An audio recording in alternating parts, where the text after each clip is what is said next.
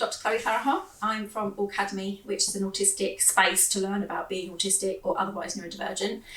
We are doing a particularly interesting and different session today.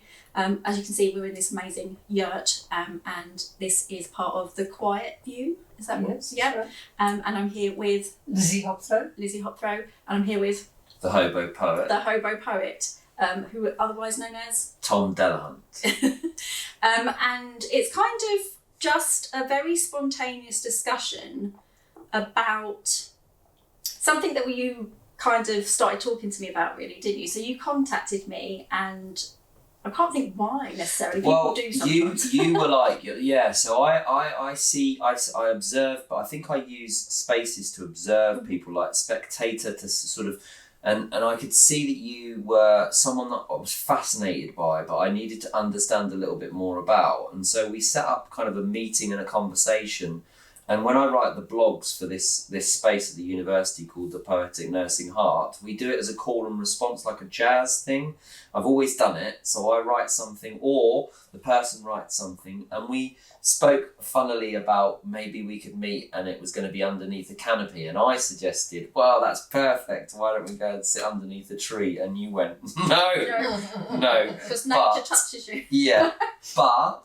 and I had to recognise that, and then it was when we contacted Lizzie and we said, could we use this space? But then I became aware of the fact that you're the first person that I've ever let come here. Oh. Because I couldn't do it. Yeah, it makes me a bit emotional as well. I don't know why that's come up. Don't want to get that too much. Well, you said this is an important space. So people. I've laid here and fallen asleep in front of the fire. Lizzie's found me in some amazing places where I've been completely asleep, or I've been fasting for sort of a prolonged sort of 18, 19 hours, autophagy, because it helps me.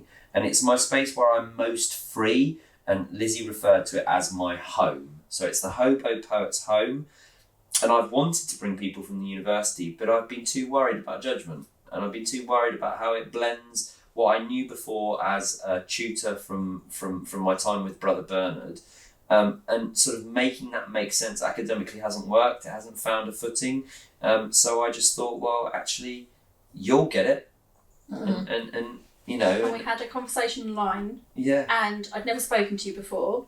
And I think it was interesting because that initial conversation was me trying to translate so that it made sense to me what you were saying, because like I said, you come from quite a different discipline, you've also got different experiences to me, that Polyennic brain that's doing this and going off on these branches. Yeah. And so, you said that you wanted, your interest in that idea of being with or understanding and connecting with people who understand you or validate you or accept you, and you saw it, didn't you, like trees creating this canopy.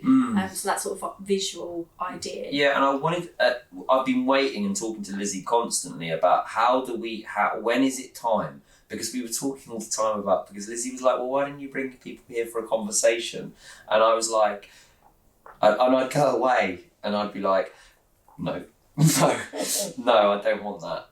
It's really and I didn't realise actually until we've just spoken now how symbolic that is, because you are the first person that's been here, because it was like I wanted to make it right, and I wanted to make it someone who would know it and be kind, and I wanted to make it so that I could show them the HoboPoet's hut, because that is essentially like showing someone my Jack Sparrow compass. It's like showing someone where my heart feels most at home and safe. And when you do that, a bit like we were talking about love as well, when you do that, you are vulnerable. And I have an issue with that because of how I've been treated in the past. Yeah. So basically, having a conversation that we have no idea where it's going, because I made the decision to not have any script or structure, which is not like me. But I just felt from that first initial conversation, I didn't think it would make sense to have structure. I think just having a conversation around your idea of connection or understanding other people under this canopy, I think that was a good place to start, and can be a good place to start. And the idea of spaces and what those are and what those look like. So it's going to be very rambly, go all about the houses kind of conversation about, space, being neurodivergent, and kind of what these spaces as well mean to you. And I think just briefly as well, if you want to tell us about why you made this space and how long it's been here and things. Well, we've lived here for 55 years and been creating a retreat garden, I suppose, little by little for nearly 40 years. When I retired from hospice chaplaincy, we put up the yurt, and our longing, my husband John and I both have the same deep longing to offer a place of hospitality. And we hope, our prayer is that we try our best to mirror a divine hospitality, a hospitality which welcomes all without questions, without expectations. We hope with love, and that is our longing. And I'm going to be 80 next week, and we are still really active and really longing to serve the world and whoever comes. And I think that for me is to try to be an honest and open welcome. Come and be well in your presence. Come and be well in our presence. Yeah. And I think, so when did you find the space? Oh, that's a really good question. It feels like a lifetime, and I knew it was here. I kept kind of knowing that there was something in this area, and like there's a little place called Heart's Delight Farm that's now supplying seeds of hope for one of the butterfly conservation projects that I'm sort of being the HoboPoet with.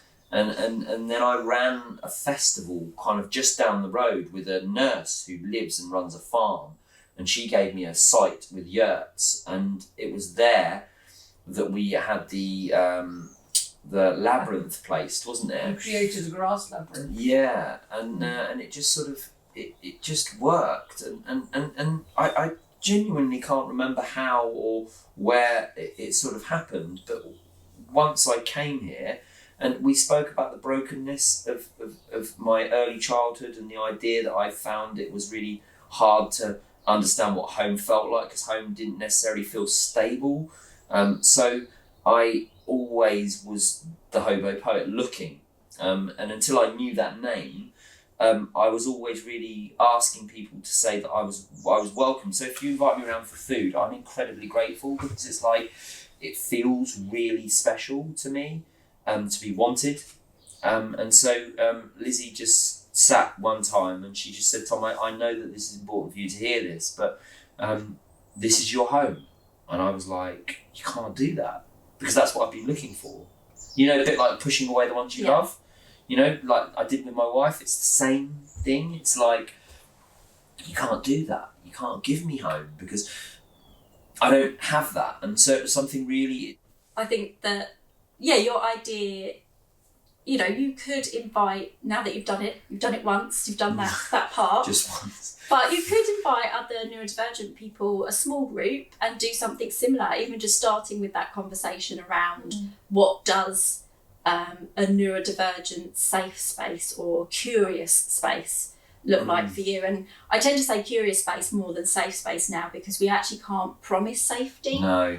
But we can be curious. It's be unique, isn't it, for each person? Yeah, exactly. You just don't know what might can create distress for somebody else. And so, obviously, always going with kindness, but you can certainly be curious in spaces. Like, I don't know what's going on for you. What do you need? That kind of thing. So that might be something that you could think about doing. Yeah. What we often use more and more is sanctuary.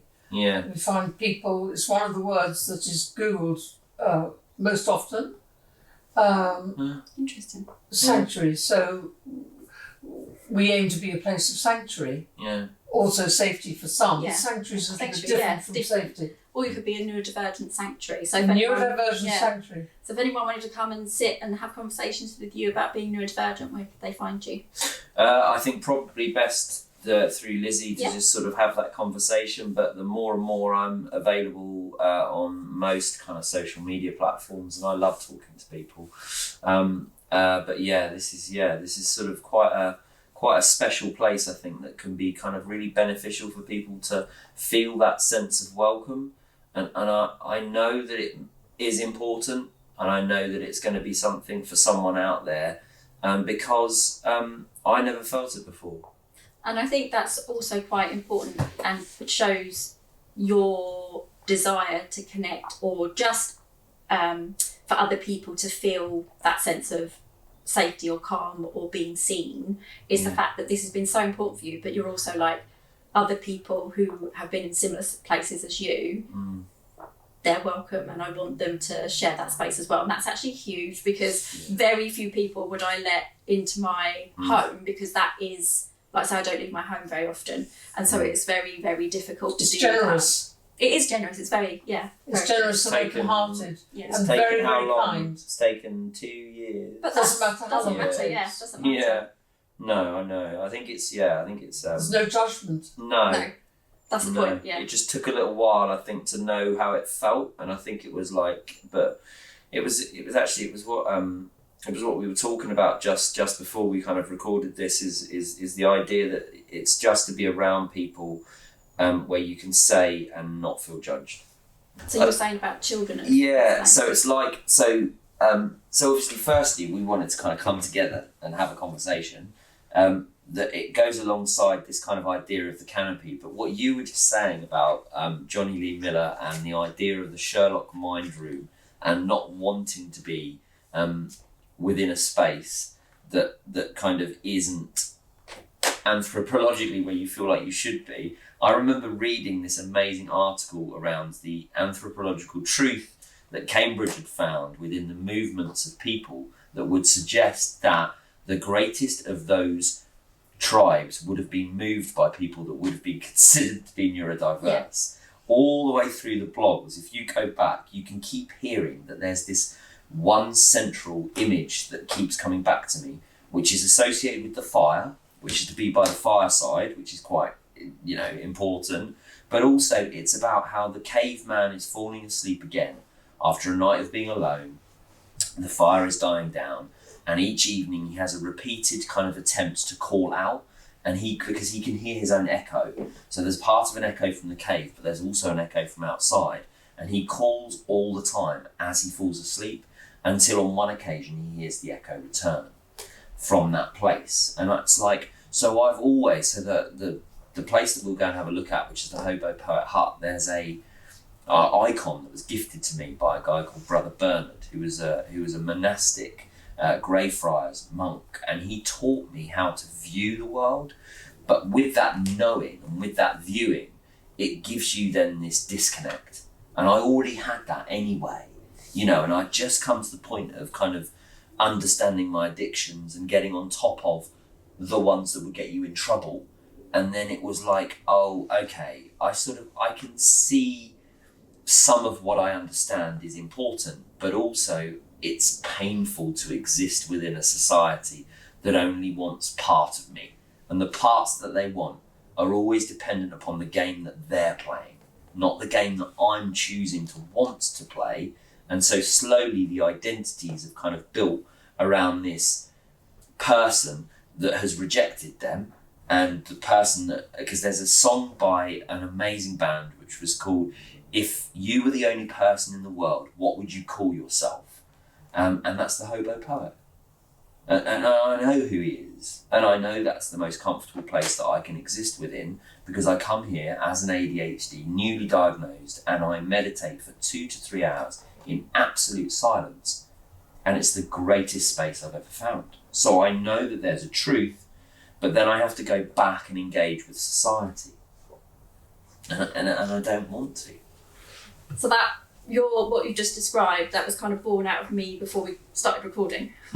Was that I was explaining that there's an episode in the American version of Sherlock Elementary where Johnny Lee Miller's character, as kind of like this Americanized Sherlock, talks about he was born in the wrong time, the wrong era, and so he talks about that everything now, it's too loud, it's too noisy, there's too much light, all the technology, and so we were just talking about particularly young autistic, or actually any neurodivergent young person, and the thing for people to understand when we're talking about neurodivergent, it just means anybody who doesn't meet the expected and the ability to perform in a neurotypical and expected way, and that means so many people. Exactly, and that's so many people. So we're not even just talking about autistic children or ADHD, what I would call Polyennic children. So like Polyennic means many thoughts. So it's a non-pathology way of talking about ADHD. But any child or adult who can't, the world where it's too noisy, there's too many people, in the sense of we haven't evolutionarily evolved to where the technology is right now. So like we actually can't manage huge numbers of connections. We don't have that brain capacity to do that still. No.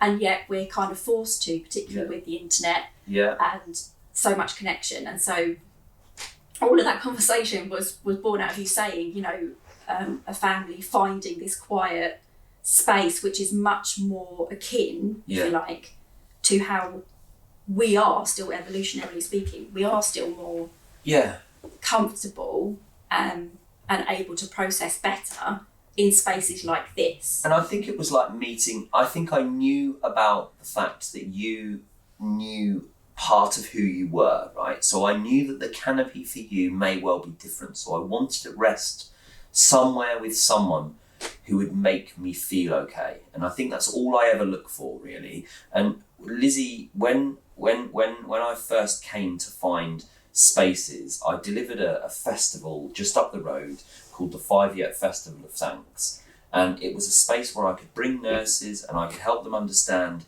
how where they were at their broken selves was the most beautiful person that they could possibly be. And we hosted it, and there was a labyrinth there where they could walk, and it was alternative. There was yoga practitioners, there was a Feldenkrais specialist, there was these spaces of movement. And Lizzie said something that I'd been looking for a very long time. And I've come from a broken home, and the one narrative that never goes away is that I don't have a home, hence the hobo. And the HoboPoet moves into places where he feels like people are kind. And so in schools, at times I feel that there's that kindness, and children meet me at a point of not being biased to who they think they should be meeting. So they meet the HoboPoet at his origin state. And Lizzie said to me, Tom, I just need you to know, I think it's important that you understand that this is your home.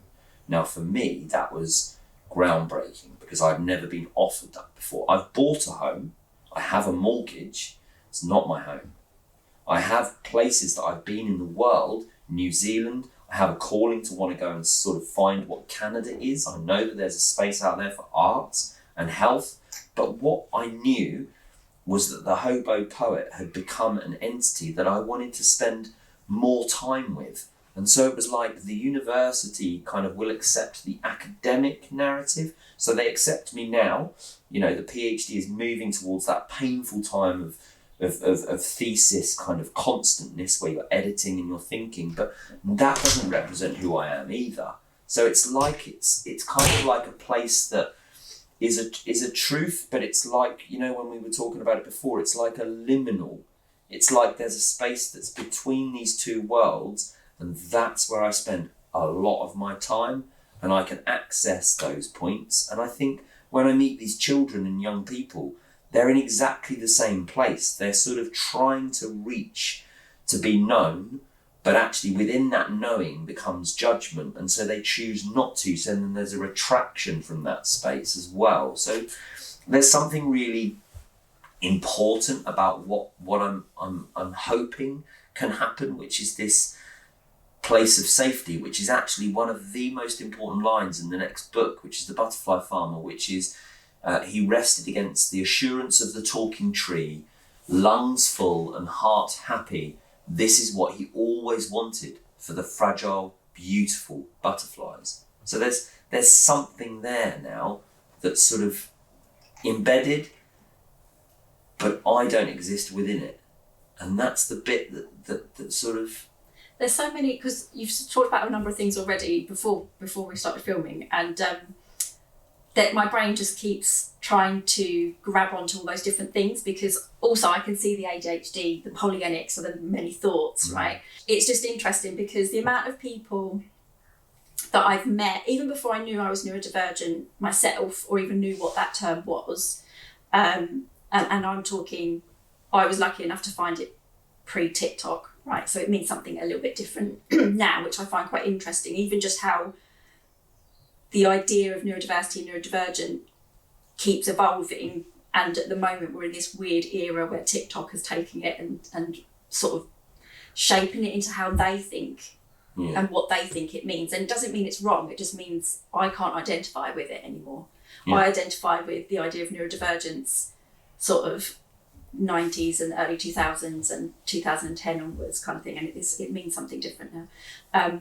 Train of thought, Chloe. So it's just making me think about the amount of times when I used to do non-therapeutic consults. So I used to support people, and they used to come to me basically when they tried everything else. Yeah. They tried all traditional modes of therapy and so on. Even some of their young people or as adults, they'd gone into inpatient settings and been traumatised by those settings. Yeah. And I don't use that word lightly. I mean genuinely real harm. Yeah. And that created like PTSD and things. So all I would do, because I'm not a therapist, would be just to talk with them and share with them about how I see them, how they see me as just neurodivergent people. Yeah.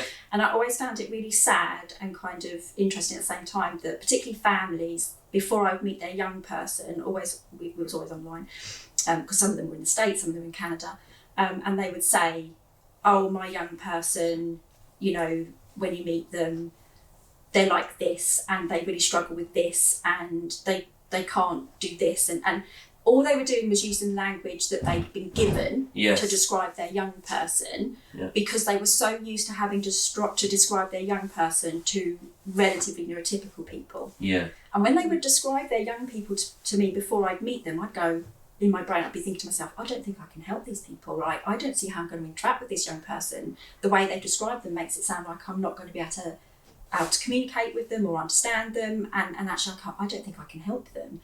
And then I'd meet them and I'd be like, they're just neurodivergent, they're just autistic, or they're just ADHD. Yeah. And the things that, like I say, it wasn't the family's fault. They were just describing because they didn't realise I was just going to get it. Yeah.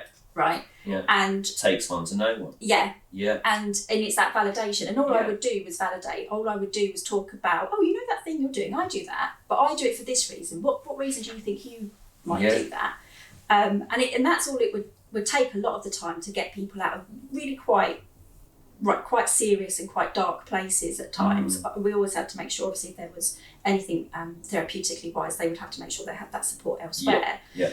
But all it's making me think, this is the train of thought, is the amount of people that will listen to an ADHD, so a Polyennic person, talk the way you might talk. So you talk, I can see it almost, because I think in pictures not everyone does, I can see there's all these connections, all these patterns to your thinking and your describing. Yeah. But I can also see, because this is a lot of the work that I do, I try very hard to translate.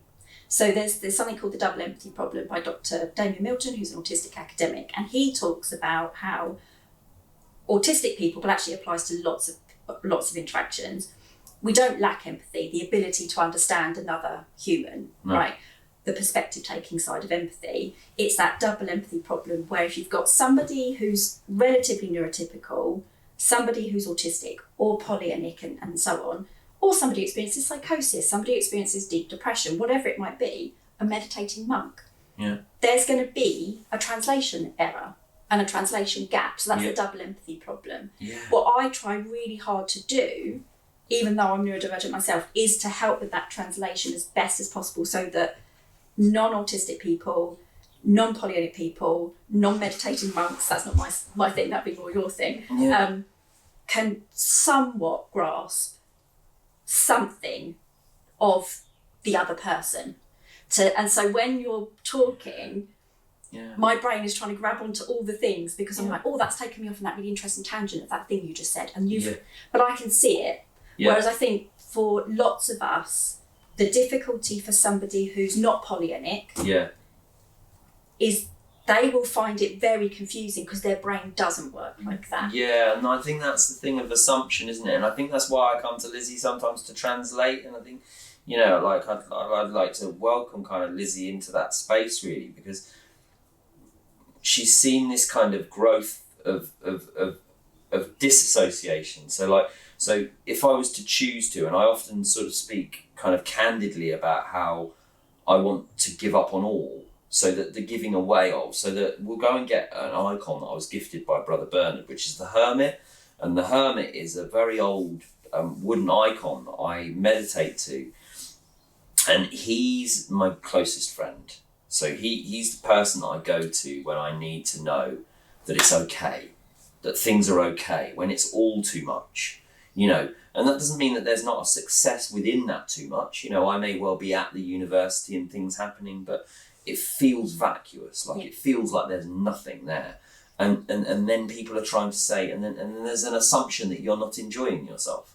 You know, that you can't get to enjoyment because enjoyment doesn't exist.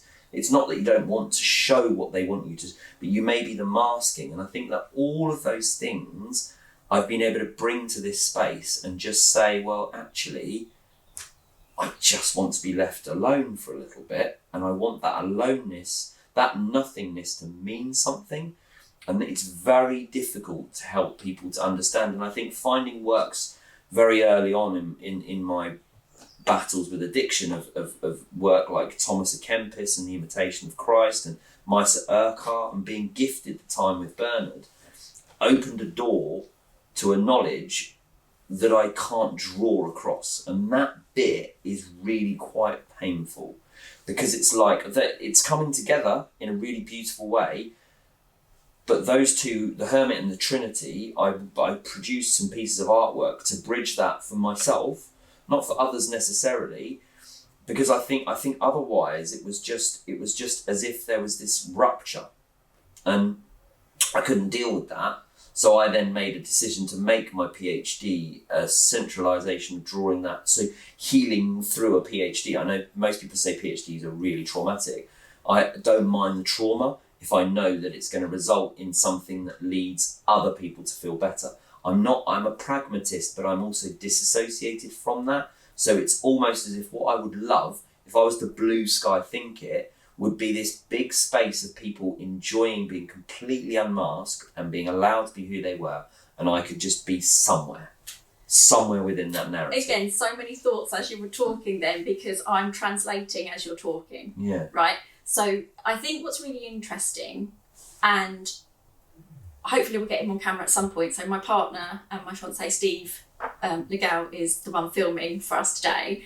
And Steve. I think what's really interesting is the three of us are at different points in our neurodivergent discovery. Yeah. So I went into psychology as a mature student because I was told not to bother at 16. So lots of us have that trauma of not fitting in at school, not doing well because nobody knew we were neurodivergent in the 90s.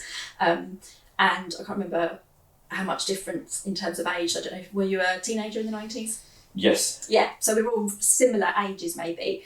And so I think I was already really interested in a very different take on psychosis. So both my parents had diagnoses of psychosis.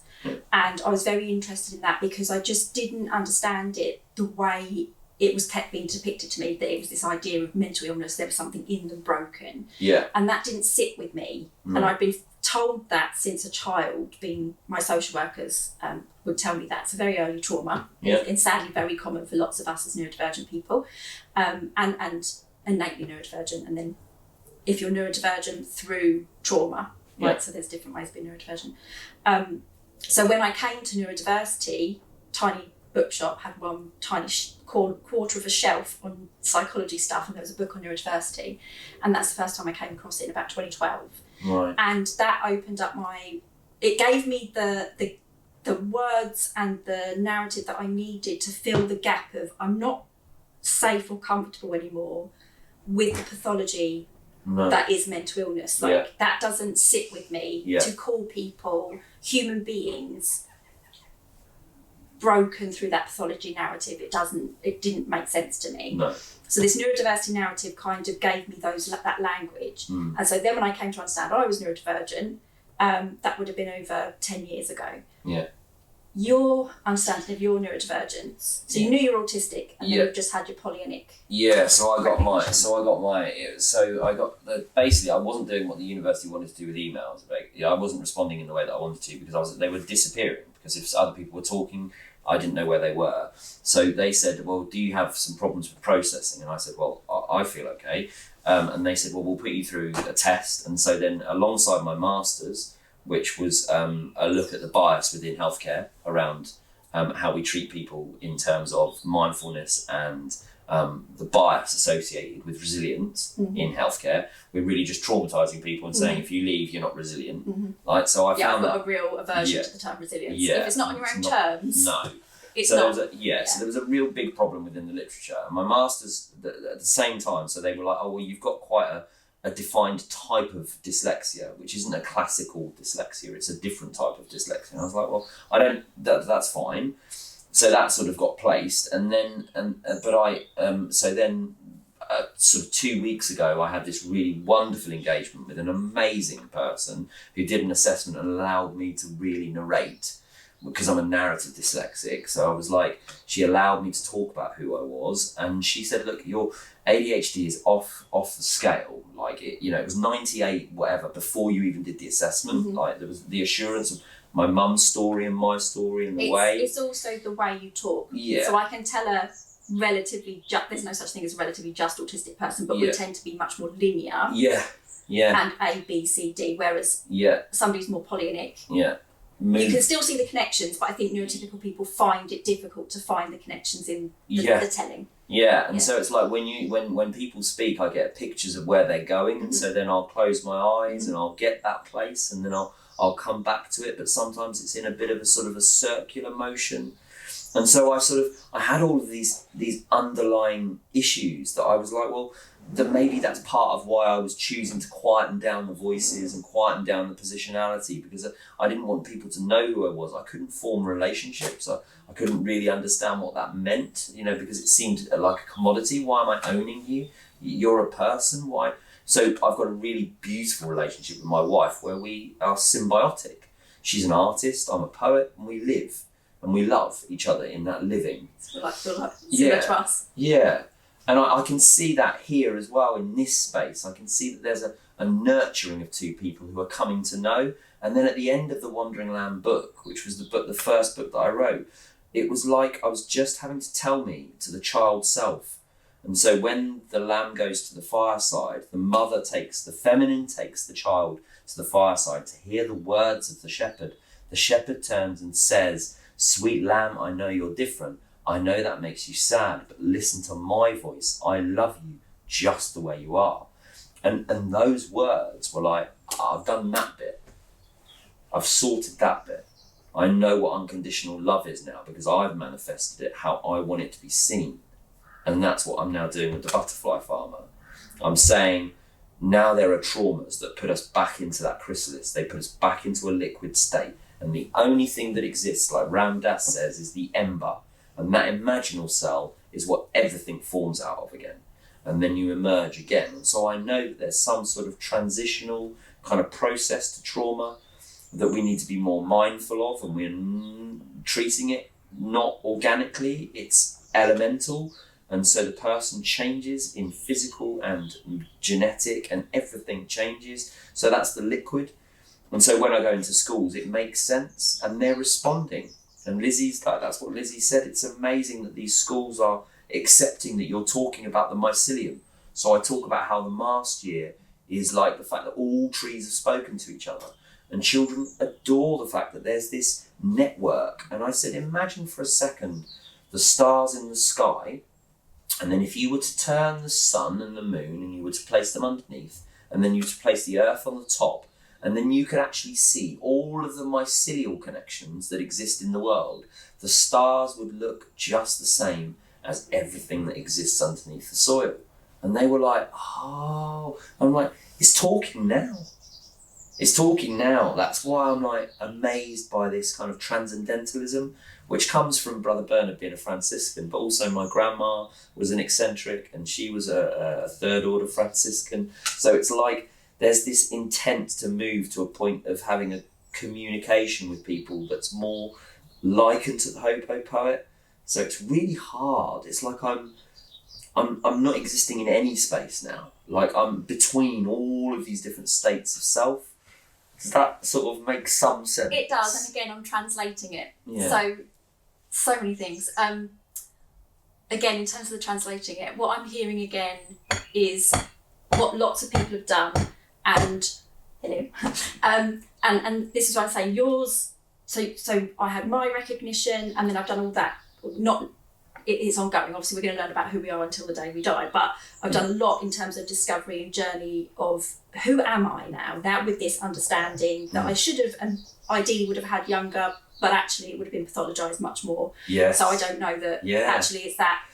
There's always pluses and minuses when younger people find out, right? Including today. Yeah. And then you've slightly more recently, and Steve basically worked out he was neurodivergent by dating me. So, but what's really interesting is I know that all three of us, through discussions I've had with Steve and obviously just hearing bits from you and knowing myself, is what we've all tried to do is work out and tell ourselves stories about why am I like this? Why can I not connect to the majority of other human beings? It looks so easy to some extent for other people. And I used to do that at school. I would watch, I went to a terrible girls school, which sounds watching, it wasn't very good. You see. It wasn't even mimicry. No. It was me watching this tennis of like, how are these people having this conversation? And it's so easy. And I would tell myself lots of things. Like I was born, my parents gave me a very odd birth name that I don't use anymore because it just didn't suit me. It didn't feel me. And so I would, as a very young child, like 6 or 7, tell myself that I understood my difference because I'd been taken into foster care when I was 2. Right. So I live with my grandparents. That's why I'm different. I don't live like other people. I'm different because I have an odd name. Right. So you tell yourself these stories to make sense of who you are, but it doesn't always give you the real sense of answers. And at some point, I might even reject the idea of being neurodivergent if something better comes along to explain who I am. But at the moment, it's the best hat. It fits the best at the moment. Yeah. And so I'm hearing you talk about how you have, in multiple ways, tried to understand who you are and the disconnect and the dissociation as well. Yeah. And Steve has done the same thing. So Steve would tell me, when I would say to him, because I can't help but observe, it's just something I do. Yeah. And I'd be like, you don't make eye contact either. Right, I don't make eye contact either, but I really noted that not only does he not make eye contact, he completely moves his head away from looking at you altogether. So it's not even the appearance of eye contact. No. And he would explain that, I think, based on things to do with movies. And like, there were things that you'd done, hadn't you, Steve, to try and explain how and why you felt different. And I think we've been together 3 years next week, and in those 3 years he's done a lot of working that stuff through, and us just having conversations. I'm not a therapist, like I say. I just talk to him about what I think I know about being neurodivergent, and I'm very privileged. I meet hundreds of different autistic people, Polyennic people across the globe, very privileged. But the reason I did that and started doing that was to understand. I find other neurodivergent people so fascinating in our similarities, but also our differences. So there's things when you talk and I'm like, I can connect with that. And then there's things that you'll say and I go, right, that's because Tom's had a different background or interest in certain things. Like you come from a sort of art-based background. I'm coming from this very psychological based background. And it's just us trying to make sense of that. But when you're talking now about still trying to work out who you are and where you're living in this, like you could call it this liminal space. And I find it fascinating that you talk about your HoboPoet persona as if it's separate to you as well. I find all of that I've got to get to it. Yeah, it's really interesting. Yeah, it exists already in like this hinterland. So it's like and I can get there sometimes, and then when I'm in that space and I'm embodying that, but that's a much, much more kind of rewarding way. It feels warm. It feels like my Norwegian heritage, kind of hygge. It feels like the Celtic truth of my soul, of my heritage as well. So it's like the storytelling is more genetic and it's more like cellular. And so when I'm in those spaces, I'm really true to self. and it just feels right. And this space is like, I've slept here a lot, like a dog in front of the fire. And I've come sometime, and I've been so preoccupied with the fire and the space and the icon that I've gone hours of meditating. And I've been fasting, because I've started fasting, because that really helps with my ADHD. And I fall asleep. And then I've sent Lizzie messages and I've said, I haven't eaten. Like, I don't know when I don't have any idea what I've become time blind, so I'm not really sure what I'm meant to be doing that day. And it's in that space that I feel most at home. And so it's like, how can you make that a reality? And would it feel the same if it became occupation? And so then it's like, well, the university is somewhere where I exist, but it feels more like that Satchitananda idea of like existence, consciousness and bliss. I exist in that space. If I'm here, I can exist in consciousness. And if I've got other people here with me, I can exist in bliss. So it's like understanding myself through this trauma, and then seeing others and wanting to be silent so they can feel it. I feel really bad because I'm going to like psychologize it as well, because you say things in such a beautiful, like say, poetic way. But again, it's me trying to understand and connect to what you're saying in ways that I've made sense to myself. Yeah. So the way I've made sense of some of what you're describing and where I feel maybe you're at to some extent at the moment is in that discovery journey. So I don't ever call it now diagnosis because you're neurodivergent regardless of whether somebody tells you are. And so I talk more about discovery. You've discovered that you are. Yeah. Whether that's somebody else discovered it for you or you work that out for yourself. And I noticed the pattern, and sadly it does sound very similar to the stages of grief. But a lot of us, when we recognise we're neurodivergent, we do go through that. We go through stages of denial, anger, acceptance, depression, and these things all keep, you can be in the same stages. Actually, you can feel both depressed but also accepting that you're neurodivergent.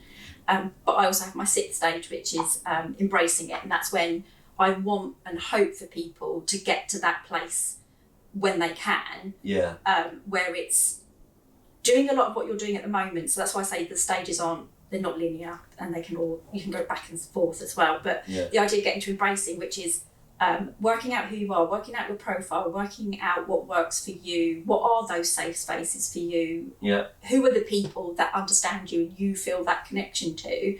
And it doesn't tend to be very many people for us. No. But again, I think that's coming back to the idea that the world's too noisy. We can't manage multiple connections. No. We shouldn't have to. No. But I think what's interesting, when you're saying like you're wanting to get to that stage, you mean that feeling, that sense of... Yeah, it's weird. It's like, so I've got this, so I don't mind using AI in a very normalised way for me, because actually it's perfect, as far as I'm concerned. I use it to help me understand non-autistic people. Yeah, so I've got a character in there called Aurelian, and Aurelian is like, it's a play on the Silmarillion, which is the first book by Tolkien. And because the two trees of Valinor are really important to me, and they are the trees that exist in the Elven Kingdom, and they're wrapped around one another, and so basically it's like the light and the dark. So it's quite a Jungian ideology. So it's like understanding those spaces and then kind of starting to understand what that really means in terms of the kind of organics is important, because it feels more like I can talk to the people that cared most about me. So Bernard was someone who met me at a point of where my family just said, would you go and meet a friend of ours who's an old man that's living down by the river? And obviously I didn't know anything at that time about Franciscan Brotherhood. I knew nothing. And so I met this monk who came out of his little thing with his little brown thing on, and it was like spending 4 years with Yoda. And so he met me at a point of like, well, you're just a boy and I'm just a person, and let's just talk. And so I was like, well, this is a perfect opportunity for me, because I'm just going to test every wire. I'm going to be like, what does love mean then? In your mind, as someone who's external to society, what do you see? What do you see? And then he gave me works around Kempis. We had all of these different kind of iconic representations that we could use to kind of navigate. And when you were talking about, I use things to translate, it's like all of us have got this compass, and it's a bit like Jack Sparrow's compass. It's like, what will it point towards next? What is my heart's desire? And for me, on some occasions, it just spins. And I'm like, please, give me something to tether me a little at this time. And then other times it's pointed directly, at like a friend who's writing or doing the illustrating for the book, or to meet you here today. It's like definitive. It's like, yes, that's the right thing to do. And we speak a lot about that, of being led by a narrative that doesn't necessarily exist in the noise, because the noise doesn't allow for the silence for that one note to kind of come through. And so I think I've just learnt a little bit to kind of listen in a way that I wasn't ever taught. And Bernard helped me with that in like crafting it. And I'll show you the HoboPoet soon, because what I kind of think is, it would be lovely to think that there were other little wandering lambs like me that could find this space, and they could find that hut, or they could find this experience in the summer, and they could just be. And that would be enough forever, for me, because I don't have desire. I don't create. I don't know how to do it. I think because you've talked about that difficulty and that disconnect from feelings, and I was explaining that for lots of us, it might be alexithymia, that disconnect from either the physical sensation of feelings, and or the ability to articulate them. And it's not the same as being feelingless. It's not psychopathy or anything like that. It's just through either trauma or through being autistic, we just struggle to connect. So it takes me a long time to process emotions. I know I'm having them, I can feel them, I probably can label them as well, but it takes me a long time to process them. So like you were saying at one point, that even happiness or doing something that you enjoy can still be too much, too overwhelming. And so even if I'm asked if I was told I've just won the lottery, and we talk about this a lot, what we would love to do, the work that we would do if we won the lottery. If somebody told me right now, I would still feel so incredibly overwhelmed and so incredibly small that I would need lots of time to process that. And I think we feel everything to such an extent that that's where we need that processing. So for you, I think talking about that disconnect from feelings, and so when I've spoken to particularly teenagers who feel that sense of, I don't want to be here because I can't feel joy, I can't feel, and they can feel something because they're telling you they're unhappy, basically, they're distressed, but they don't connect to those, those sensations and things. And it was really hard. I remember a mum finding that really, really hard to hear. Right, quite understandably. I was very neutral about it because I'm just listening, I'm just taking in what this person's saying, I'm validating that that's what they're experiencing at that point in time. And I said, for many of us, and for me, happiness, I think when non-autistic people describe feelings, I think it confuses lots of us as neurodivergent people, because I think what non-autistic people and relatively neurotypical people are quite good at is telling you or honing in on one feeling. When none of us can possibly only have one feeling. Like, we'll be aware that there's a stone in our shoe and it's hurting. We'll be aware that we're hungry, maybe, or maybe we're not because we're limited in interoception. But I think what we struggle with is all of it just so connected that you can't feel anything to some extent. And so it's like, how do I pull those apart? So instead of this idea of happiness, for me, happiness means having meaning. So for me to get up in the morning, I have to feel like what I'm doing is meaningful. So I don't need, and actually it doesn't make me feel good, praise. I don't need people to tell me how wonderful something is that I've done. If somebody says to me, the thing you just taught me, that's made me think differently, or that's made me approach this person differently, that's made me approach myself differently.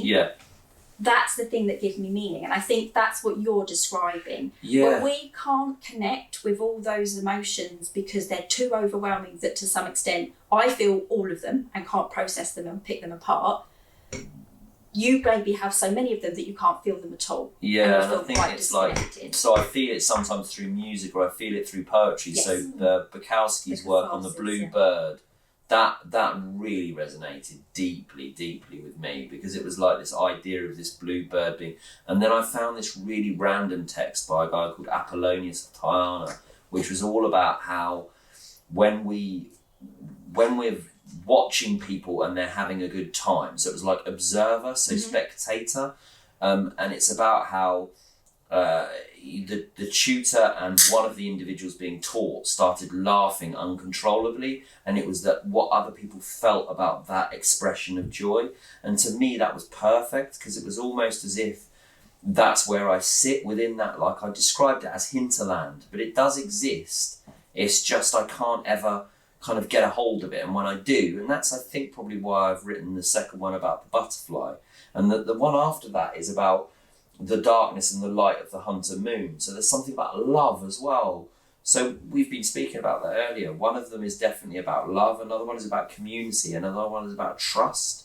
And so there are things that I'm sort of using the canvas of creativity to help me at least feel that I understood some of my life, some of it, that didn't require substances to make it feel something, or alcohol to depress it to the point where I didn't feel anything. So the nihilistic intent I have as well, to kind of go to that space, which still calls, there's still the siren song, but that's why the piece that I've done around the table of consciousness, which is this piece that's being put forward for the Arts Council, that's me putting my mind on stage and saying these are all the pathological positions that I have, a bit like Gestalt therapy, and saying, but I like to look at it, I want to see that play out on stage so that I can see what happens in different situations, and is that something that represents how I might be feeling at different times. And again, that's just, I don't want to reduce anything that you're talking about, but of what makes me think of again is a way. These are all things of you, the way many of us will do, but we just all do it in different ways, of processing. Yeah. It's you processing, it's also you trying to work out who you are. Yeah. And like I said, by the idea of putting you on stage, as it were, so that you can observe it, because then you've got that distance. Yeah. So you saying that maybe you can at least understand and grasp somebody else's happiness and joy. Yeah. Because then there's some distance there. You're not the one who's having all of those things connected that are so hard to process because it's too much in one body, right? But you can observe it. Yeah. And then you can connect with that idea. Yeah, exactly. And it's just finding those things. Yeah. Those synaptic connections. And that's, I think, why I love the mycelium so much. Because, I do fall asleep under trees quite a lot because I feel connected to the soil. And I feel that there's something that resonates from that space. But the mycelium, to me, if you look at them on an electron microscope, they look identical to a synapse. So the connections and the way that those things are passages of knowing are identical. So it's this sense of oneness as well. There's this idea of if I can help people understand maybe how the breaking down of the leaf isn't the death of the leaf, it's the emergence of the leaf for the next iteration of spring. And children get it immediately. They're like, so the energy goes in the soil and it goes into the fungus, and then the fungus moves it to the root, and then it goes up the tree stem. I love that, because that's how I have sat with the idea personally of death.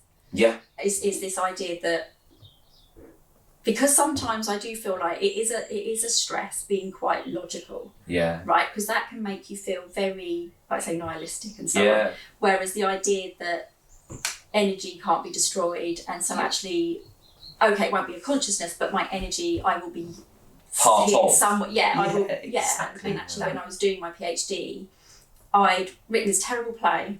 I'm not from that kind of background, and I wrote this terrible play about neurodiversity, reframing mental illness under that umbrella of neurodivergence.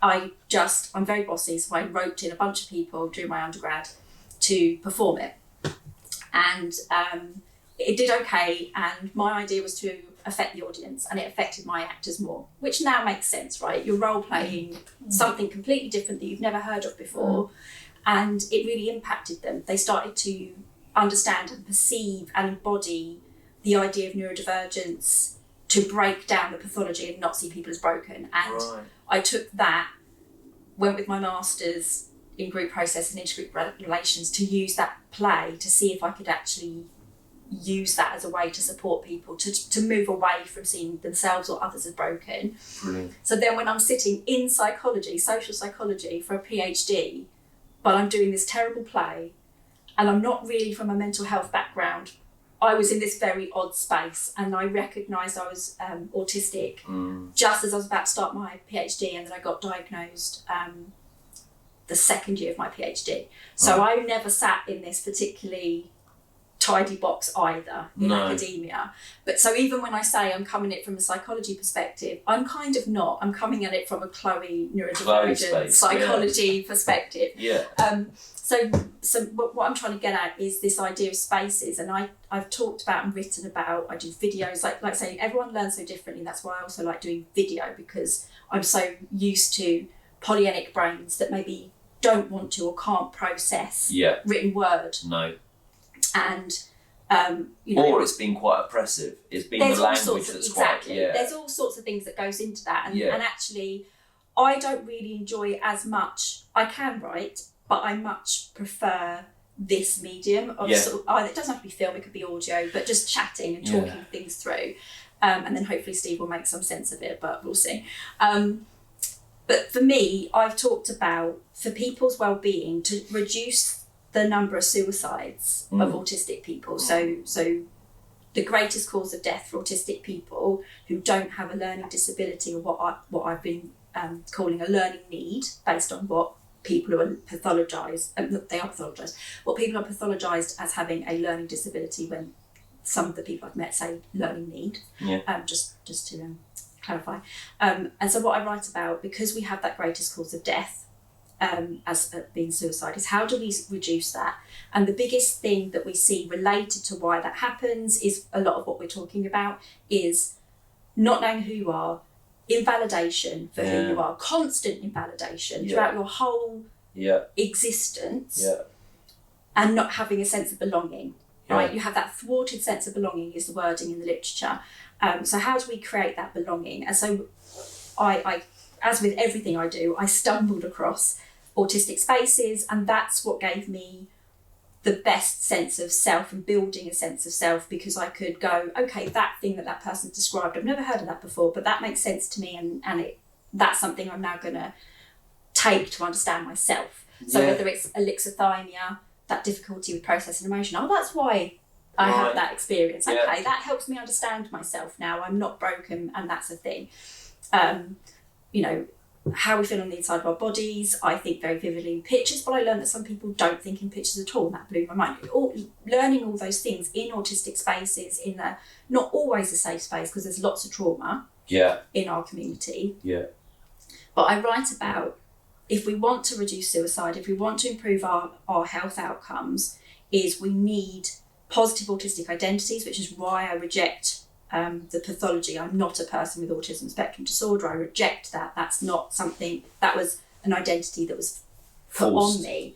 I'm an autistic person, and that's a very different thing. So fostering that positive autistic identity in positive culture, community and space. And that, to me, space could be anything. It can be under the trees in a canopy. But as you said, when you told me, we could go and talk and film of us going through the woods, and I was like, I'm very sensory sensitive, that actually nature distresses me, which upsets me as well, because I can appreciate the idea of nature and how wonderful it can be, but because I'm so tactile averse, things touching my skin, even just like wind and things like that, is very, again, it's too much, right, which is really distressing, because it just, we're all told the idea of nature is beautiful and things. Whereas this space works because it's quiet, but it still feels very outdoors and nature, and so that actually, this is quite a nice, comfortable space that didn't fill me with dread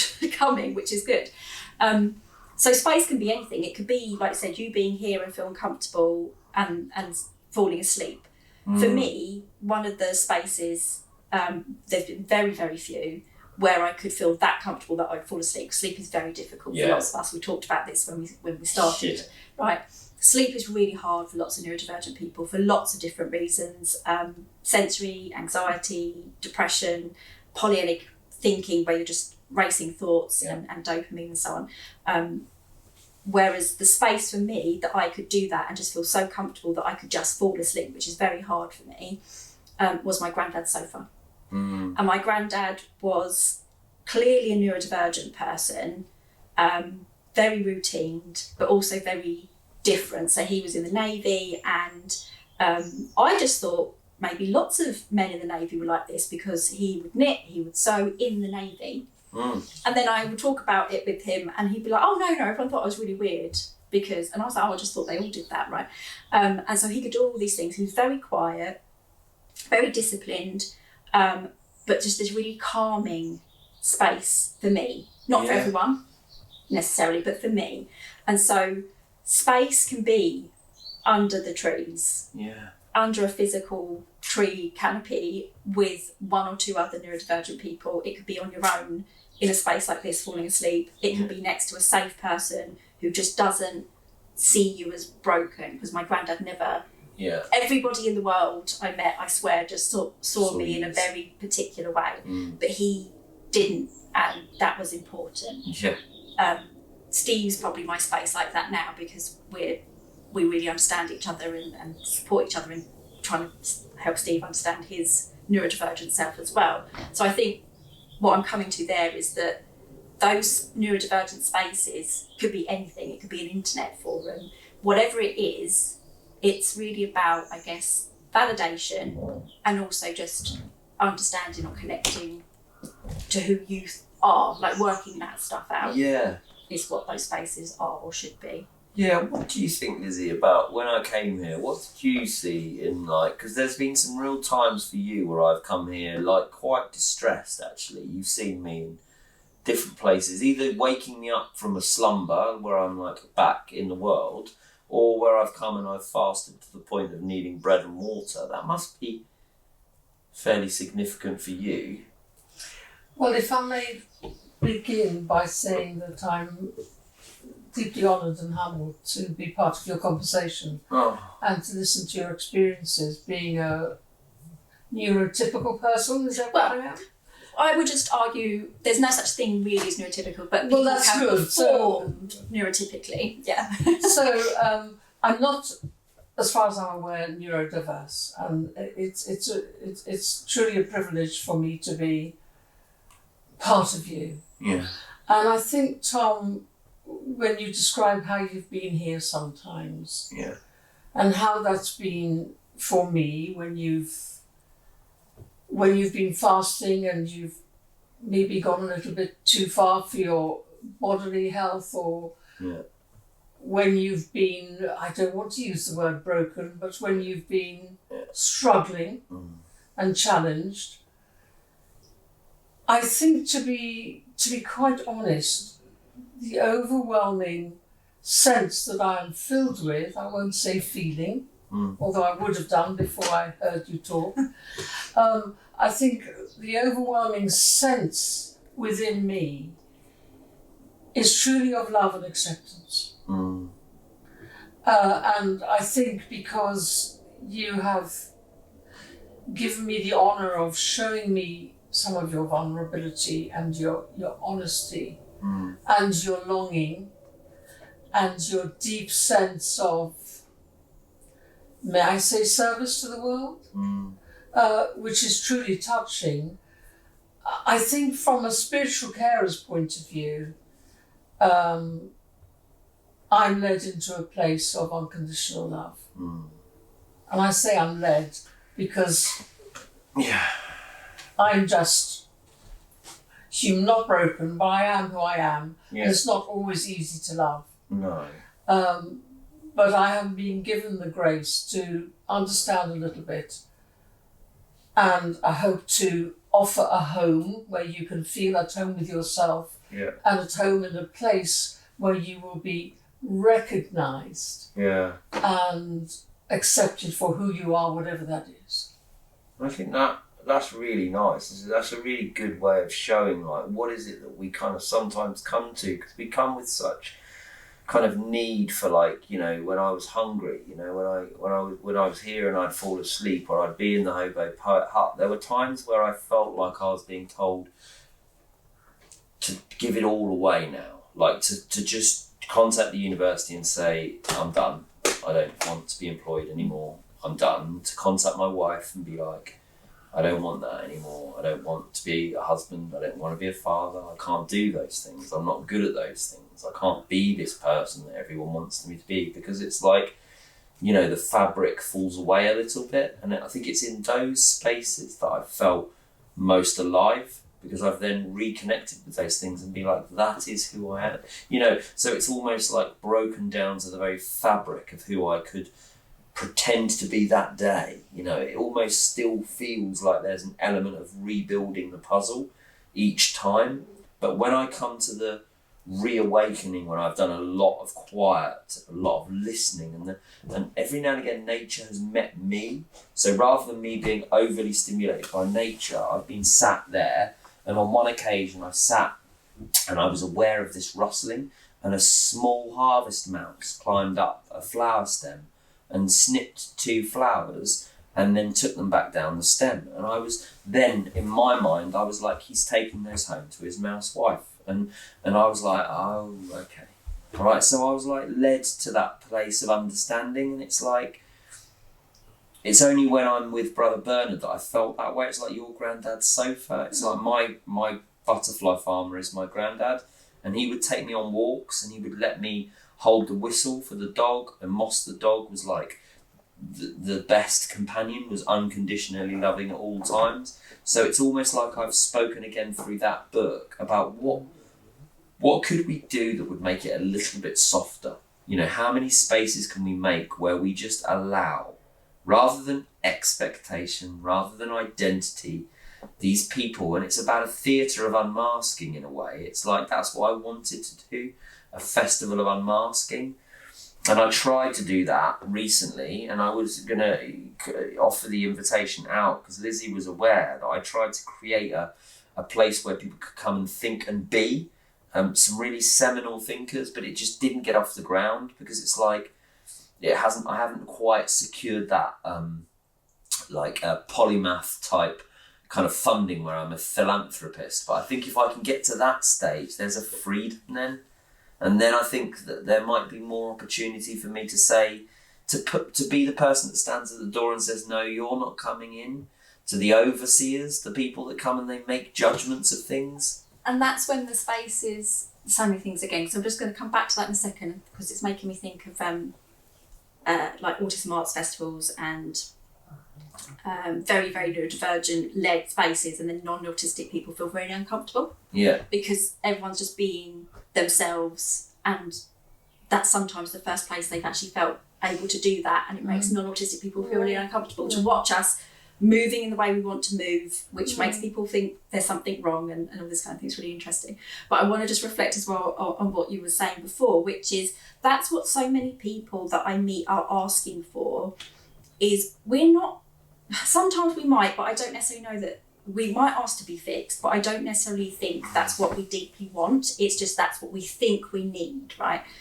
And I think the issue that we have at the moment is that lots of neurodivergent people, children and adults, whether it's in education or going to a therapist or whatever, the receivers are wanting to fix. They're wanting to change so that person's not suffering or struggling, and that's not a bad intent, right?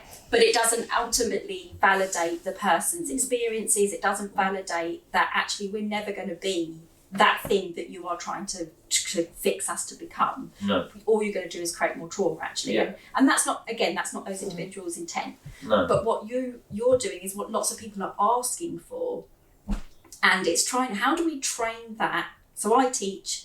I'll go in and be invited to talk to nursing students, like mental health nursing students, psychologists on like therapeutic modules, all this kind of thing, to tell them about what might work in terms of therapy and well-being for autistic patients, because, like I say, unfortunately we die by suicide and something has to change.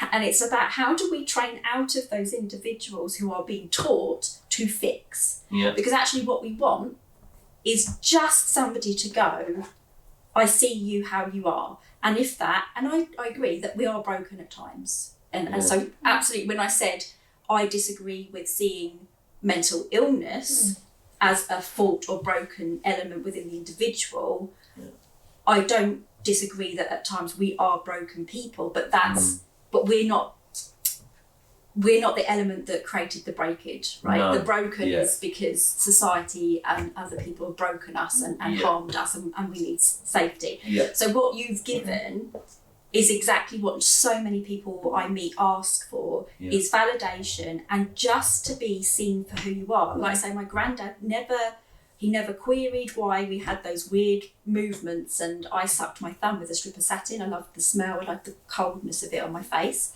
until I was about 11. And nobody ever, like, he would never comment on that or anything that we did. So nothing we did, me and my sister, was ever seen as weird or anything like that. So just that can be huge, and in spaces that I've created, because again, if the spaces don't exist, we have to create them. Yeah. And so we had created autistic discovery journey programs, so very small groups, no more than usually 6 to 8 people on an 8-week program where we'd meet them 2 hours a week. And sometimes just that 2 hours, and it's something I want to come back to actually, because you said, how do I have this all of the time, that feeling or that sense of whatever it is. And I don't think any human being ever gets to that. So for me, it's more having that time in those spaces. So 2 hours a week for some of the people that we were working with. I'm just in a face in the wood, and it's just like really cute. Looks like a little lady. Can't help but observe. But having that 2 hours a week for some of the neurodivergent people we were working with was huge. Just that on its own, being in a space where if they hid behind a curtain because it was too overwhelming for them today, but they wanted to be there, nobody was going to say anything or comment because it was fine, it was understandable. If they were moving in a particular way, if they weren't speaking, because we had a few people who were situationally mute, so don't talk through anxiety, it didn't matter. We would talk to them anyway, and we would find ways to communicate with them that worked for them. And I'm just thinking, I had one student who wasn't sleeping very well. They weren't leaving their room. They were a PhD at this time, I think, or a master's student, I think PhD. They weren't doing well. They stopped. So like you said, I'm done. I'm done with everything. But they came to our group for that 2 hours, and 1 week we did a really mindful stim, a quiet time to just find an object you like the look of, and we just started with just note the weight of it, what does it look like in the light, all this kind of thing. So I really struggle with mindfulness because my brain is so busy. I'm very envious of the idea of meditation and monks and things like this, because my brain, I find that really hard to do. But I have found the idea of mindfully paying attention to things that a neurodivergent person might want to do naturally, and you get into that rhythm, I find that very peaceful and very mindful, and it's one of the few things that I can, apart from a game that I found called Gris, Gris, and it's just this really beautiful, I'm not much of a gamer at all. My gaming, if I game at all, I don't like death, I don't like violence, I don't want to shoot things, I don't want to collect things for no, so it's very, very hard for me to find a game that I like. But Gris is beautiful, you can't hurt yourself, the music and the meaning of the story, it's all about depression and things, but it's beautiful. And that was one of the first few things as an adult that I found that actually made my mind quiet, which is very rare for me. Right. But back to the story of we're doing this mindful thing, and this person who hadn't been sleeping had given up on everything, but I was only coming to our group, fell asleep. And so they fell asleep in a room full of about 8 or 10 people because they'd had a cheap looking lava lamp plastic thing, and they were just watching the thing. And they fell asleep, and I just was like, everyone leave them alone. They need this, they need that time. And so it's just creating those spaces for yourself with others. And again, it could be one other person. Yeah. Here, okay, sometimes you are by yourself, but you are here, right? Yeah. Even if you're not in the room. I'll say that I'm coming. Yeah. So I'll be like, I'll come to the space, and then depending upon, what else is going on. There's an interaction at some point, or I'm in and I'm gone, and it's like it's just a way. It's and it's. I think it's just really important that people know that it's a space that's open, and I think that's the best bit. There's no other expectation. The rules. And then it exists. And that's the huge part as well, because we're so used to not only not understanding the rules and the unwritten rules of social engagement, but constantly breaking them as well without meaning to, being seen in particular ways. Or not even having to break them and being excluded from them because you may have broken them at some point. That was what I managed to do towards the end of schooling. It was like I wasn't welcome into the space because there was a chance that I might break the rule. So, and again, those children were always the ones as an adult, so going into schools and things for different reasons, some of it to do with my research and things, and being told, just look out for that student, they're on the behavioural naughty checklist or whatever it was, and this child was 11. They're 11 years old, and this is for my research actually, so I was basically doing my terrible play. It's not actually called the terrible play, it's called stigmaphrenia, but I call it the terrible play. And the idea was taking it into different schools in small groups, everyone does the play, and then they do measures to see how they feel about mental health and stuff at the end. I wish there was non-quantitative ways that people would accept more. I do like the qualitative stuff more, but still. And I happened to be in the room with the small group with this naughty child who's on the behavioural checklist or watch list or whatever, and I'm looking at this child and the way that he's moving and the way he's talking and thinking, this is an ADHDer, right? I didn't know the term Polyennic at that time. This is an ADHD child, that's it. That's all it is an ADHD child who, this space doesn't work. They can't just sit at a desk, they can't just sit and read and take their turn with everyone else. So I said, you're going to be my director. Let's use that energy. Let's get you up. This is your space. See these squares on the mat? Yeah, that's your space. You're going to move about and you're going to direct everyone. And he was fantastic. And he did really well. There was no behavioural instances. And then at the end of the day, I did a brief talk about mental health and stigma and things. And it includes a video that I created called The Life in Labels. And I pretend that I don't know who the person is because it's just video of words, but it's actually me. And it talks about the things that I've experienced, the trauma that I've gone through, and feeling suicidal and things like that, but no details. Obviously, I have to check with the school that they're okay for me to show it and things.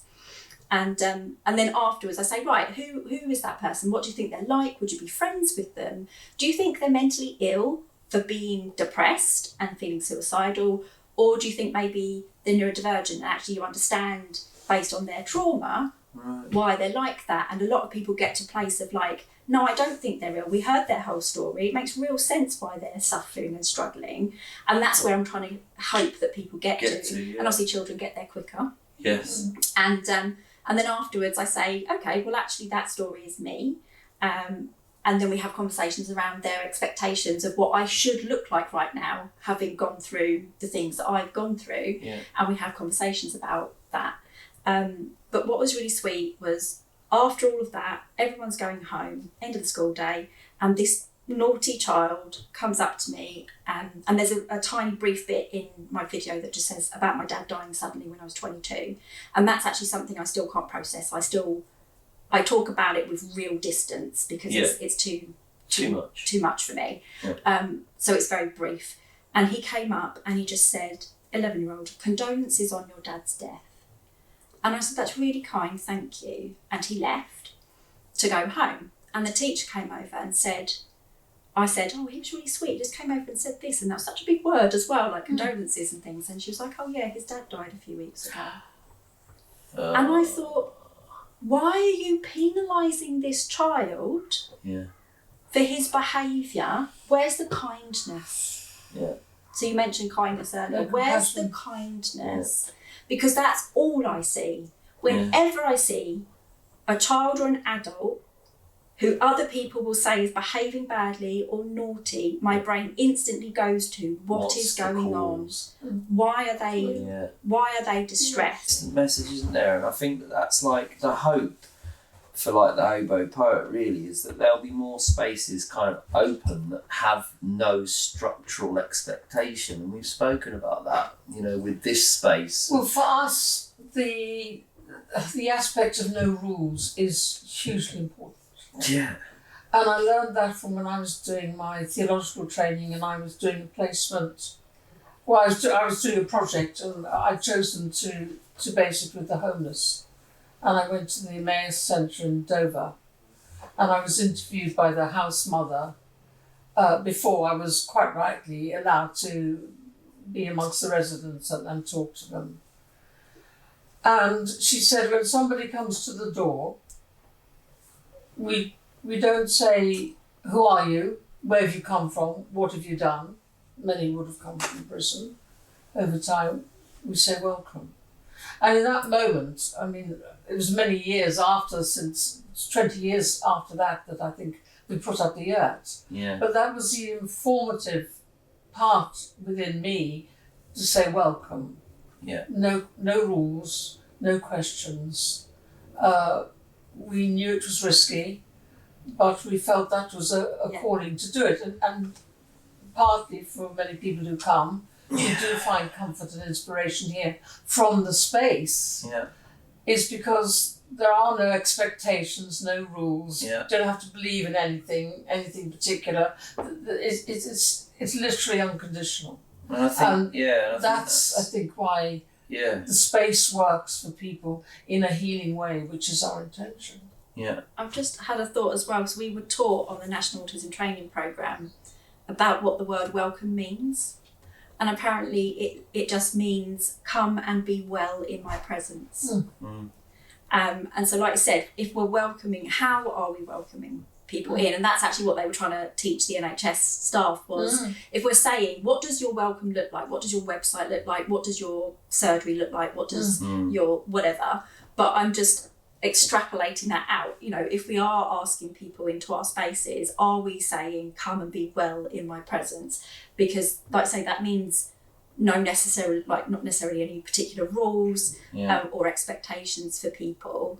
And that can actually be very hard as well for lots of people who've been told that they're wrong all the time. And so they actually want some rules to know that they're not breaking.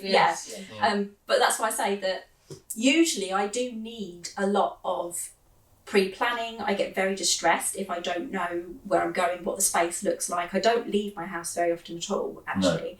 No. And that's why I say that it was quite interesting because just based on the conversation we had that before coming here. You chose to come here. Well, I chose to come here, but also I said we won't have a script. Let's just talk based on how you'd had a conversation with me online, because I just thought I can see how your brain is working. I mean, I can't, but I can grasp where your brain is going. It is, to me, just a very Polyennic brain. That's the thing with neurodiverse people. So, like, I've got a friend of mine who's like really neurodiverse, two of them that are really close. And Caleb and I wrote the first book, The Wandering Lamb, and we had one meeting, and I said, draw what you see.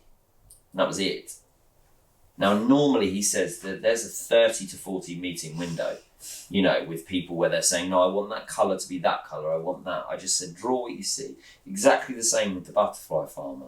So there's like, it's almost as if, and I don't know, like, that it's almost as if we exist in a space where we've already shared time.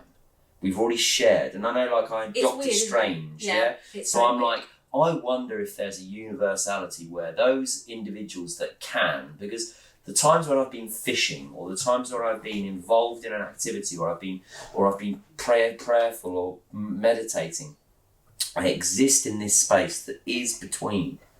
And I wonder whether or not there's a certain degree of how we can exist within that space, sort of cellularly. So it means that when we meet, there's not so much of that like, oh, well, we've got to, because I don't think we can always do that bit of like, oh, what happens next? I can't. No. I don't know how to do it. So that's why I'm often considered to be frontal, rude. I leave meetings without realising that they haven't ended, because like, they've ended for me. They're done. You know, so it's like really hard to mediate yourself to what the expectations are for others. So to know that is really special, but to know that the three synchronous ideologies that we've shared match of welcome and home and be here for no other reason than the fact that you found it, that's enough for me. You know, if people can find this space, that's good enough.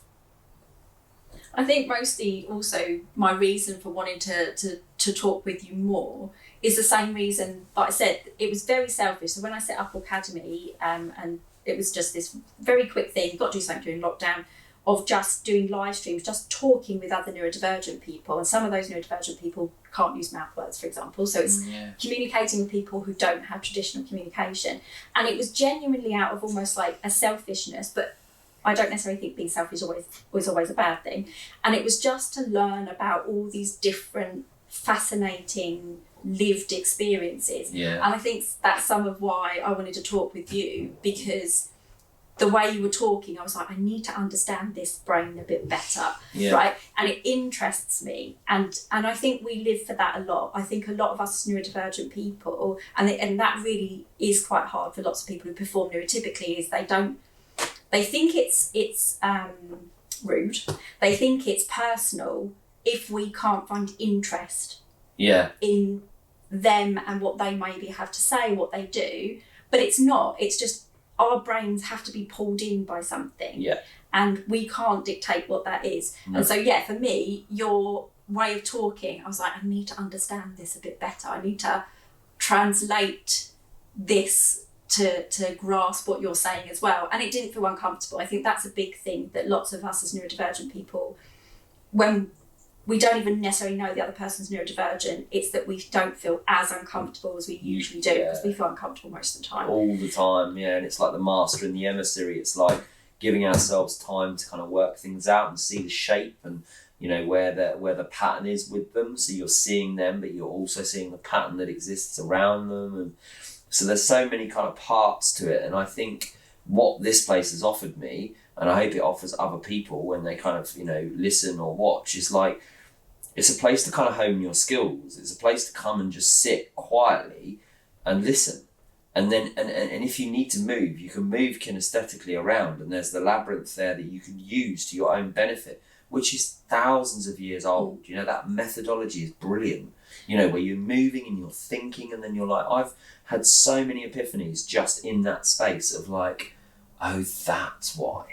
I bought for my, so when I finished my postdoc, my boss had been Professor Nicholas Shaughnessy, and like I said, they're an autistic academic and do lots of big projects, big funded projects with other autistic people to help young autistic people or adults, and they are absolutely fascinated by labyrinths as well. Yeah. And I found this sort of giant print, but it's like an old, I think it's Dutch or something, but this giant labyrinth, because most of the time if you try and find a labyrinth, it's actually a maze, and that's not quite right. So a labyrinth, for people who are not too sure, it doesn't have all like the dead ends and things. It's a space to think, isn't it? It's a space to process, so you follow it round and then you follow it back out again. And Nikki finds them absolutely fascinating for their ability to do that. And I just wanted to come back to the idea of, like, say, like, you want to create these spaces, and we see this, like, say, the Autism Arts Festival, when we've run research conferences, but they're autistic ones. They're so different, and or when we used to have our autistic university groups and things like that, it's that thing of seeing, I remember watching two people who'd never met, one of them, I think it was the first time they'd ever come to the group, sitting next to each other, ignoring each other. And we were in like this group, and some people are talking, some people aren't. And I think the person next to them heard them say something about anime. I like that too. An hour later, you would have thought they'd known each other forever. Yeah. It's that. Yeah. And that idea that you said about rudeness, I always describe how I just don't make assumptions about how particularly neurodivergent people are communicating with me. I'll just ask if I'm not sure. But I was talking to one of our autistic students once, and it's just me and them talking. Everyone else is doing their own thing. It's just me and them having a conversation. So there's nobody else a part of this discussion. And mid-sentence of me talking, they just went, "I'm tired, I'm going home," and left. And I didn't take it as rudeness or anything. And I just checked with them the next week. I just want to double check. hadn't said anything to upset you or anything like that last week. No, I was just really tired and needed to go home. Yeah. Brilliant. And we carry on. Whereas people who don't understand neurodivergent experiences in communication don't understand that. No. It's because, like you said, people see you as rude or whatever because Yeah. you're done, that meeting's done for you. Yeah. But actually, it's unkind to hold. expect you to keep going. Yeah. It's unkind for that person who's really tired to keep trying to stay with the conversation. And I've talked about, it's a line that I really like from some cheesy book that I like a lot of sci-fi and fiction and fantasy and stuff, just get my brain away from logical things. But it was a really interesting phrase, and it was just around how I'm kind, but I'm not nice. Mm.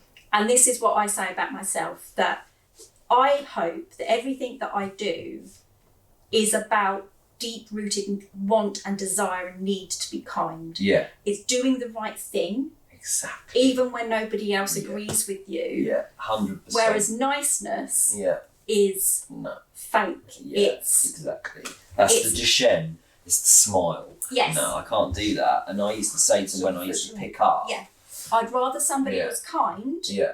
but came across to everybody else as rude and things. I could see the kindness. Yeah. Than they were nice. Yeah. The niceness I can't, and if there's no kindness with it, I would really struggle. So it's doing the right thing, even when everyone else is telling you. When we used to pick up, when I used to go to the parents' evenings for my two boys, who are both kind of showing really wonderful tendencies to be problematic in the world, which is fantastic as far as I'm concerned. And I used to say to the school, because they used to give us all of these binary identifications of where they were and things, and I'm like, you know, I destroyed my dyslexia assessment and I made artwork out of it. That I'll do what I want with the information I'm given. I won't allow you to tell me my processing speed. I'll make a piece of artwork out of it. And so I was always left with this kind of binary reality that they were trying to kind of place on my child of whether or not they were emerging or whatever it was. And I just said, look, I really appreciate what you do as an educator. I do value it. I do it myself as well. But I just want to know, are they kind to their peers? And that was it. Yeah. And they were like, do you know what? They're really kind and they really think about other people. And I'm like, well, that's fine. Yeah. That's enough for me. The rest is circumvent to the realities of what they're going to move through. You know, they may like someone one day, they may not. They may fall in love in the way that they perceive love to be at that time. So I just sort of like, I've realised that more and more my parenting has taken on this kind of understanding that I'm happily broken, as are they. And I think that happiness in my brokenness has come from here. Because that kintsugi gold that gets poured into the scar, you can do that with people, but really you need to do that alone. Because it's where you pour in this sort of sense of the stuff that you're talking about, which is the bits that you kind of the darker necessities that make up who you are, that you won't necessarily tell people about. They're the bits that you have to come to the point of knowing, and knowing at the point where you turn to the darkest of those tendencies in your mind and you hug them. And my supervisor worries about me all the time because I'll leave a supervisory meeting and I'll refer to like Camus' famous quote of like, you know, it's coffee or suicide, because it's the reality of allowing those things to exist next to each other. And it took them a good 2 years to realise that I wasn't being naughty, like in terms of threatening death. What I was saying was, I understand the position where that exists and I'm happy to sit within that space and it doesn't elicit a fear for me. And I think it's for the other people get sort of worried about where you place yourself or what you think about. And for me, it's like those bits that have healed have mostly healed here, or it's been in an action of being with someone where they've reciprocated something and I've said something and they haven't walked away. Yeah. And that for me is like, I tried that with my wife. I told her everything. I said, right, well, if I'm going to tell you everything, that's why I think they want me to look for TISM as well. This advisor said I should get a secondary assessment done, but I told her everything. I said, right, I'm going to tell you exactly who I am, what I did, who I've done it with, why I did it, what I took, why I took it, what I had in my arsenal of mistakes that I made, of sins that I carried, and I told her everything, and she didn't go. And I did it intentionally to make her leave, because it was Kierkegaardian. It was like, if I can tell you that I'm not lovable, and the fact that you stayed and you still are there, I didn't really know what to do with myself. I did that to Steve. Yeah. At the point when he and I started talking, so actually we started talking back in 2015, and just life just wasn't meant for us to be together, I don't think, at that point. And then we started talking again 2022, and I did that to some extent. He gets quite annoyed about it, the idea that I'm trying to push him away, kind of thing. But it was a very much, look, when you first started talking to me, I didn't know I was autistic. I'm autistic. This is how I am. This is who I am. This is what I'm like. Yeah. I meow songs, and that annoys partners, right? I have no energy, right? I now know that I've got diagnosis of fibromyalgia. I've got osteoarthritis. I don't necessarily know that it's fibromyalgia, but there's an energy limiting issue, and arguably that's around early trauma as well. There's a lot of research that's starting to talk about lots of us who have that fibromyalgia diagnosis, it's linked to early childhood trauma, and I've had, unfortunately, lots of ACEs, so adverse childhood experiences. So Steve has come back, and he's the one that got away. He's the one that we both thought about each other for like 7 years, I think. I played it cool for 7 years. Played it cool for 7 years. And so him coming back and us having a conversation, and at that point I was done. In my head I was like, I'm going to die alone. That's okay. Yeah. I'll just do my stuff. I'll do my thing. I'll do my bit to try and make meaning in my life. Yeah. But I'm done trying to be something for somebody else that they don't accept. Yeah, or I'll be everyone else's mistake. That was the bit that really hurt, was like you'd form a relationship and they'd see you as the mistake, and I was like, I'm just trying to be kind, I'm trying to find what does it mean to even be with you. Yeah. And that's where Hunter Moon comes from. It talks about that light and the dark, because Jung clearly was trying to say in the death of the archetype, and in the idea of the animus and the anima, there's a feminine and a masculine within all of us. It's about understanding that and then placing that in a place where you can both look at it and go, yeah, there's a shared responsibility here. Like, we know that there are parts of us that are broken. My wife has long-term anxiety. She's on long-term medications, and she taught me to understand what that broken part of her was like, to understand it so that I didn't give a societal perception of, snap out of it. Why aren't you getting better? So it's like, that's where Hunter Moon comes into it, because it's a song by Kate Rusby, and it's the most beautiful song because it talks about how the moon is in love with the sun. Right? But the fact is that the moon only gets to see the sun at certain points in the day, and it sees the sun make this like sudden burst of light across the kind of globe, right? And then he drops behind the dusk. So he only gets to see this entity, and then as he's coming up, she's just disappearing and she's leaving this world with this colouring.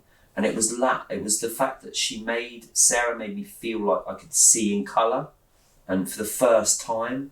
And I felt like, well, hold on, okay, I understand that part of love. Is that what it was meant to be all along? Because what I knew before was certainly not that. I don't know what it was I was coming towards. And she taught me to respect what it meant by holding someone's hand rather than commoditizing it a little bit. So Hunter Moon is like my ode to what that looks like after 20 years, because it's 20 years on the... What's the date? 15. It's 4 days. It's 4 days' time. Whew. It's 4 days' time. That's our anniversary, 20-year anniversary of being married. Yeah. Ours is on the 19th.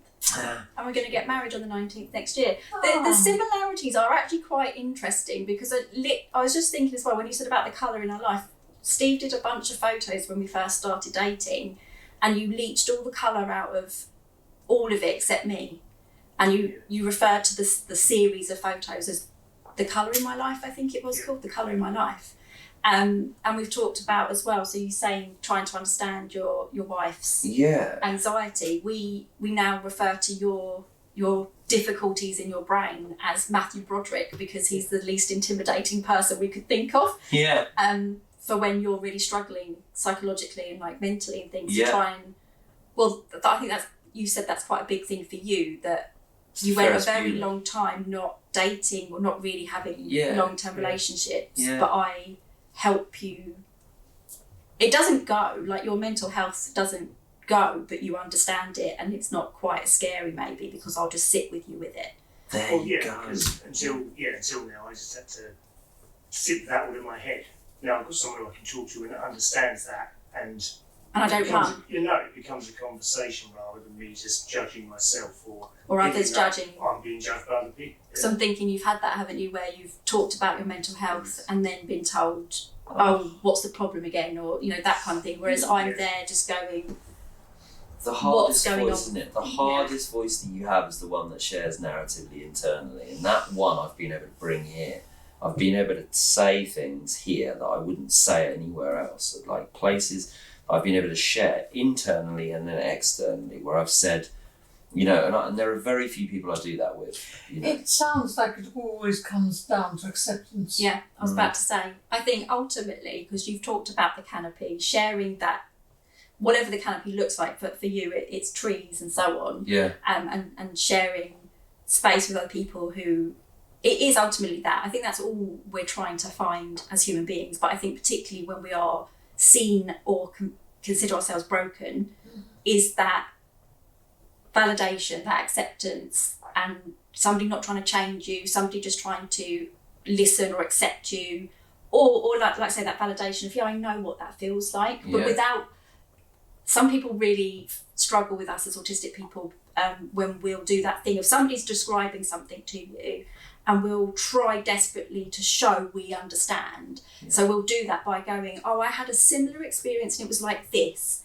Yeah. And a lot of non-autistic people see that as you making it about you, but it's actually our way of saying, of listening. I don't know exactly what that's like, but I want to show you. Yeah. I'm trying to connect with that as much as possible.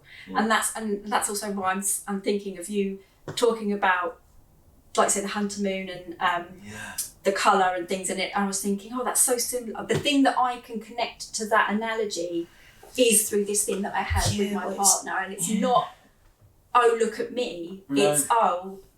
It's it's recognition. It's this, yeah, exactly. And I think that's why, I lead to people like Spinoza. So Spinoza is my absolutely favourite kind of character in terms of thinker as a philosopher. Now, the reason I love him because Spinoza was beyond brilliant, but they kept trying to capture him, and they kept trying to say, well, if you come to this university, we'll give you all of this money, because they wanted his name and they wanted who he was, but he was heretical. And so there's a brilliant picture I put up every now and again of him walking along, just engrossed in a book, and the clergy is pushed against the wall, and there's people looking scared, because what he was saying is around the death of God. He was saying things that were really problematic structurally to society. And I love the fact that there are people that punctuate, a bit like when C.S. Lewis wrote about the Screw Tape Diaries. He made it make sense that there are these things that move, but the reality is there's this light that can be cast. And it's that light that I'm always obsessed by, that I talk to Caleb about all the time when we create these pieces of work together. It's like there's something that carries more than just a light wave. It carries a message. And I'm obsessed by it all the time, and that's where when I come here I can be within that space but not being judged for being within it. So as an artist, it's like Van Gogh, he famously had a resonance to yellow that he tried to describe to the world, and the world was not ready to listen to him. He was telling them, and that's why the saddest of stories are the moments where he shares them with his brother, where he tells his brother about how it's unwoven because the world will never see him as he should have been seen. And then everything got post-death. He was then validated. But during that time, he was saying... in his life. And that's all that's the thing anyone ever wants. And Van Gogh definitely always has interested me, again, particularly in relation to the possibility of psychosis and things like that, because psychosis scares a lot of people, but with my parents has never scared me. It's always been that what's the connection need in those delusions or hallucinations and things, and it's like, so those things don't scare me. It's again that I want to understand, I want to be able to tell you I get it, I see you. Yeah. For those people who feel very scary to others, the amount of people I meet who do have psychosis or experience psychosis, and they're scared of themselves and they're scared that other people are scared of them. Yeah. And it's like, I want to be able to just tell you, I'm trying to understand it as close as I can, and not run. Yeah. And so Van Gogh is definitely, that was our first date, wasn't it? We did Van Gogh exhibit and Jurassic Park. Nice too. I like that. Oh yeah, because Steve's fascination with dinosaurs and film. That was a great combination. Yeah. Immersive experience with the headsets on. Yeah. But again, it's the connection, isn't it? It's the connection, and because that's coming back to the whole me trying to push you away. So I was like, I'm autistic. I'm really difficult. I'm this way. I'm not going to pretend to be anything else anymore because it's too exhausting. Yeah. I have been told recently in the last couple of years by a different friend, they find me fascinating. They said, you're the same person anywhere I've seen you in different settings. Like if we're with the NHS, if we're here, if we're there, if we're just here at home, I swear at home. That's the only thing that's probably different, because I don't swear when I'm out and about, because some people don't like swearing with children, all that kind of thing. But my friend, he said, I just find it really interesting because you're just the same person, because I haven't got the energy anymore. Well, there's a huge amount of work. There's a huge amount of work that we've talked about the true self ideology. So, Urquhart talked specifically, he sat on a bench and he said to himself, I cannot live with myself, right? So he was in the position of giving up. Like we tend to get there quick, right? So we get to that point of like, this is just, it doesn't fit me, so therefore why should I fit it, right? And he was there, I cannot live with myself. And then he thought, who is myself? Who am I? And that was where the split happened. And it's the same with the Cloud of Unknowing. It's the same with Eckhart Tolle's work. So that's where that was sort of rested. But it's like, I think that what we're probably closer to is a sense of true self-ideology. But society doesn't give us the space, just the butterfly flame, just to be held. Enough time to allow that to be normalised and not judged and not laughed at. So like you were saying, the movement of people, if we were to really allow people to move society how they wanted to, it would be so much better, because people wouldn't be judged, in the way that they choose to place their bodies. We have to create a caricature of like, here's the circus, let the people perform. And that's not, society's the circus. You speak about reality, it seems to me. The real you. Yeah. Which is, in the true self terms, is beautiful, already beautiful. Yeah. And courageous and loving and peaceful and true. That's the true self. And it sounds to me as though people like yourself, and I find it with the LGBTQ plus community very much so, that it's the non-acceptance and not being given the freedom to be who we all really are. Yeah. It's quite a difficult thing, and I feel like I got to a point where I was like, I do struggle, I've got trauma, I'm fed up with being disabled, and it's painful and it's exhausting, and still feeling the experiences of suicidality that people get scared of. Like you said, it's interesting in my very small circle, it's more like a triangle, is that we talk about those feelings without scaring the other person, because they need to be spoken about without fear. Yeah. But even with all of that, I'm still at a point where I'm like, but I still fundamentally like myself. Yes. I feel like I'm still aiming to be kind in what I do. As long as I'm aiming to be kind in what I do, how could I possibly dislike myself? Yeah. And when you were talking before about, who were you saying who was walking along with their book? Spinoza. Yeah. It's not the same, obviously, but I describe how I want to be. It's a phrase that was used for Dinah Murray, who was an autistic person who's no longer with us, and she was described as a productive irritant. And that's my plan. Is I go into spaces and I say what people don't want to hear.